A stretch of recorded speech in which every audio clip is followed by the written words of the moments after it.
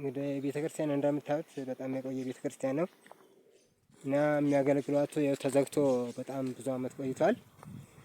ውድ የተከበራችሁ የኦርቶዶክስ አማኝ ቤተክርስቲያን ክርስቲያናቶች የሚመለከታችሁ በሙሉ ለዚህ ለቤተክርስቲያን አንድ ነገር እንድንውል ደግሞ የሚገርመው ድንቅና አስገራሚ ገዳማት ነው።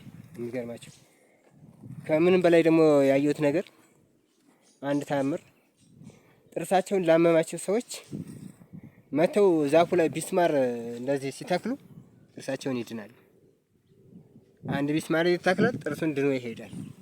ይሄው ሁሉ የምታዩት የሚገርማቸው ነገር ቢስማር ዙሪያውን የተተከለ ነው። ይሄው እዚህኛውም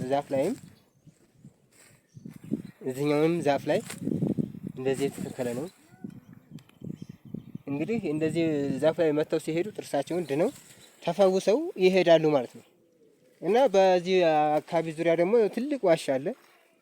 እዚህ የሚጸልዩት ጸልየው እንኳንስ አይደለም ለዚህ ለአካባቢ ላለ ህዝብ ሌላ ቦታ ሂደው ወደ ሙስሊም ወይም አህዛብ ሀገር ሂደው ይጠምቁና ብዙ ይፈውሱ ነበር ይባላል።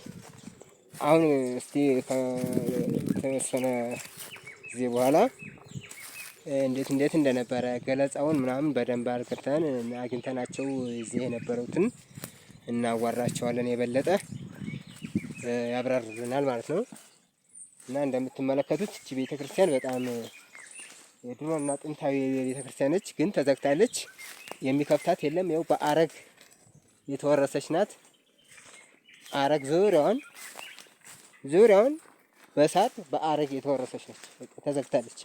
እንደምትመለከቱት ውድ የኦርቶዶክስ ቤተክርስቲያን ኃላፊ የሚመለከታችሁ ክርስቲያን የሆናችሁ በረከት ማግኘት የምትፈልጉ ይህን ቤተክርስቲያን እንድናደርገው እንግዲህ የበኩላችሁን አስተዋጽኦ በረከት ብታወጡ ጥሩ ነው እንላለን።